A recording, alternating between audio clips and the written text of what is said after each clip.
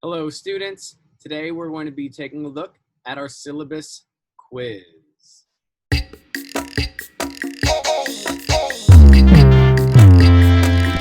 you ready? For science.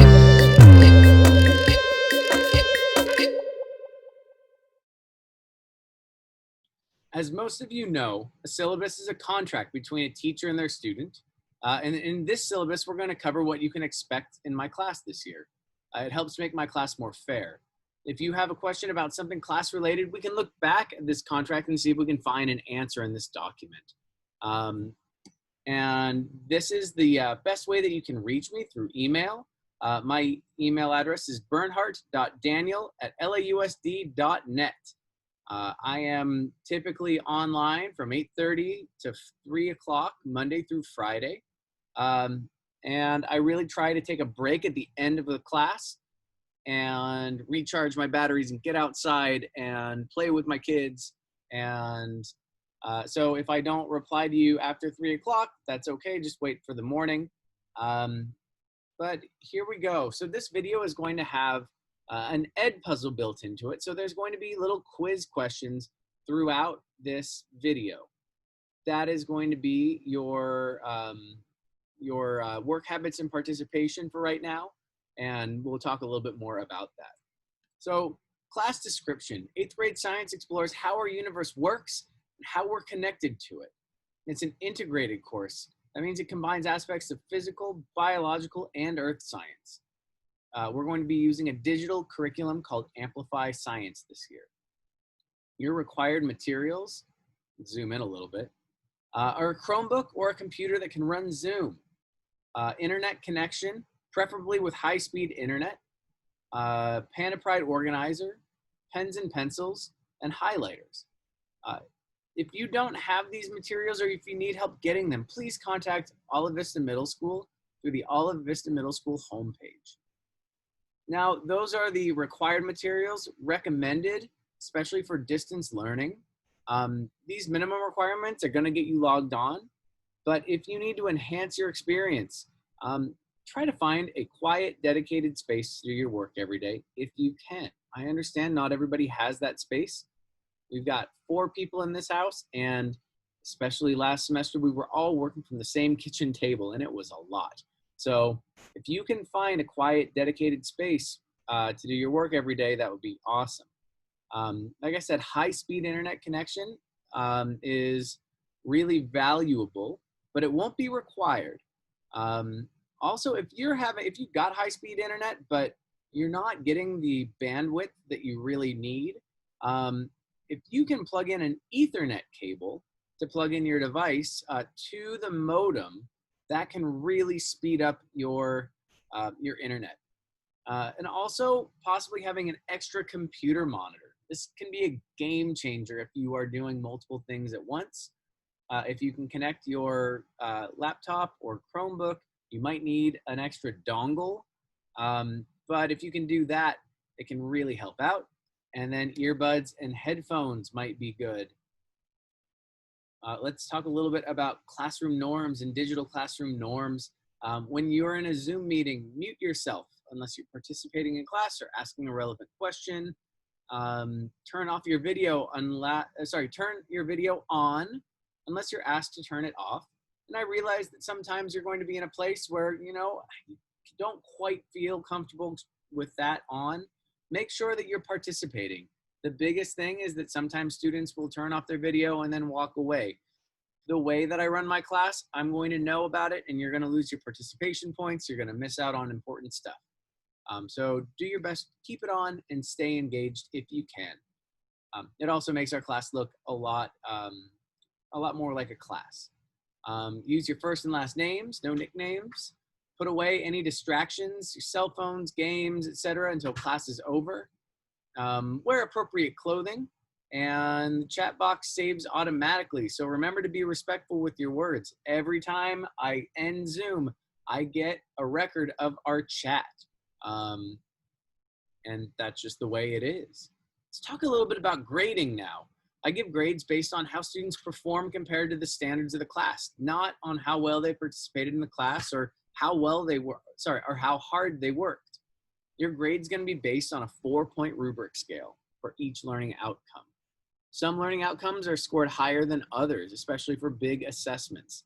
But if an assessment has been given, but the student hasn't taken that assessment, the grade will be marked missing until it's attempted, which will look like a 0.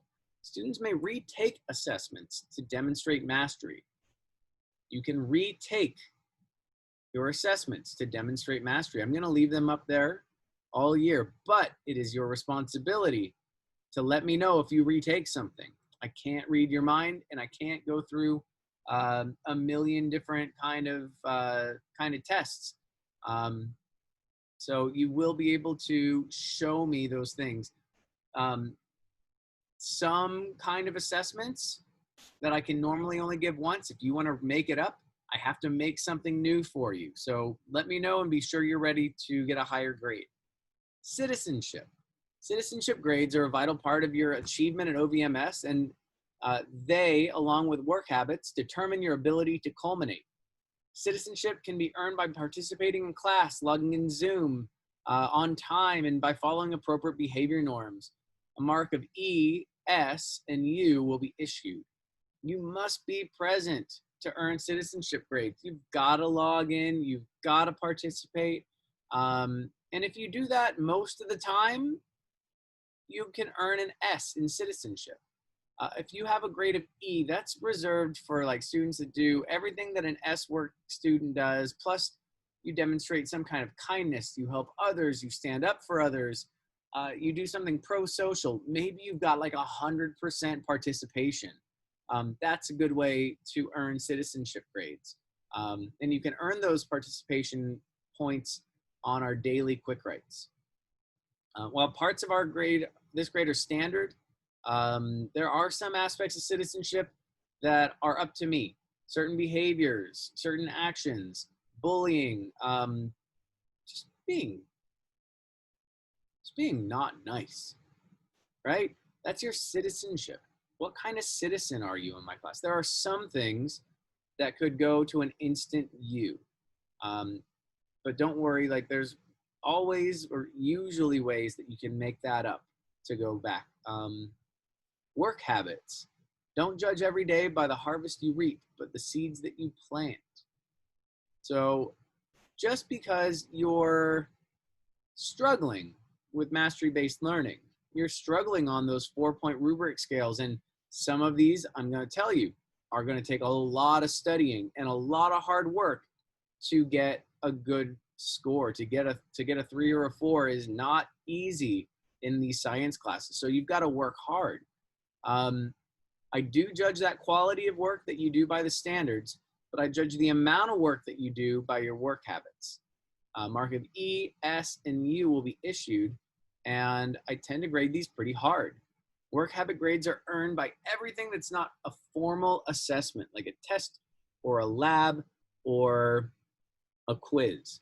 A grade of E is reserved for those who demonstrate hard work and thoughtful answers every day. A grade of S means you showed up and you did an acceptable minimum of work in class. A grade of U will apply to students who do not regularly work in class. So if you're not doing work in class, even if you get an A, even if you get 4 out of 4s on all of this stuff, if you're not showing me that you're showing up and working, then that can be really, really, it can turn up as a U in your work habits. And I do separate those two ideas. And that can include stuff like homework or work habits. I don't judge you, I don't grade you on your homework. I don't grade you on your homework. I do give you work habit grades for your homework. But you're, again, with mastery-based learning, on the main ideas, on the big issues, we're going to have tests, we're going to have labs, we're going to have quizzes. And some of those things are going to be technology driven, right? Can you do something? Can you make a working Google slideshow? Can you do all these things? Those are things I'm grading you on. But your actual work is on your work habits. Attendance and absences. You're required to be present each and every day of the school year. Absences need to be cleared with the attendance office. Please email me if you're going to miss class before you miss it, and have your parent or guardian contact the attendance office. I can't clear an absence. That is up to you to have you or your family contact the office. But it's easy to do. Just do it. The rest of these are tips for online learning, digital organization. We're going to be creating a Google Drive, a really organized Google Drive this year. So this is just some stuff here that you can look at. Social emotional well-being. School is really tough, and it can be hard to be a kid today. I want you to know that above other things, I'm interested in your well-being. Physical, your mental, your emotional, your spiritual well-being. If you're struggling, if you're hurting, we all struggle sometimes. Please reach out to me or a trusted adult. Above everything else, I'm human. Please check in with me if something's wrong, and I will be understanding. You are my number one priority. I'm going to say that again. You are my number one priority. Tips for working with others. Read this if you are interested in how to collaborate together, just tips and tricks. Basically because science is not done in a vacuum. If you're flipping burgers or you're building a spacecraft, you always have to work with other people. Even in jobs where you don't think that you're going to work with other people, you work with other people. Here are a few interactive tech tools that we're going to be using this year, just a few of them. And I will have us going through these things. Sometimes you've got to make an account. Please use your school email. I'm going to say that again, and kind of for everything. Use your school email. And last but not least, plagiarism and cheating. Plagiarism and cheating can be rampant. It's a big deal, but if you're turning in someone else's work as your own, or you're copying work from a friend, word for word, if you're letting someone copy your work, if you're sharing answers, if you're having someone help you take an assessment or write a response for you, and pretending like it's you, if you're copying an author's exact words and pretending like they're your words, that is cheating. That is plagiarism. Students that are caught plagiarizing, cheating, or helping others to plagiarize or cheat will be given no credit for their assignment and will be referred to counseling. Please just do your own work. I know it's tempting to struggle with the idea like I didn't get this perfect, but remember, this is mastery-based learning. First off, I want to know if you've mastered it. I don't care if your neighbor has mastered it. I want to know if you have, because you've got to get ready for high school. And in this whole environment right now, it can be stressful. I get it. But do not put yourself at risk of getting no credit, counseling visits, all this stuff. I'm very strict about that. It's okay to work together and it's okay to help. Don't use everybody's same words. If you all turn in the same work, it's got the exact same words on it, unless I've said it's a group project and everyone's working together. That is cheating. Had to end it on a down note. I hope that you get a chance to look over this syllabus. For those of you that are interested and you see the syllabus, you think that's kind of different looking. I made this syllabus on a program called Canva.com. Canva is a free web editing tool that lets you make all kinds of things like infographics and stuff for social media. Tune in later and I'll show you a little bit on how to use it. We'll definitely be using it this year. Until then, have a great day, and I will see you guys in class.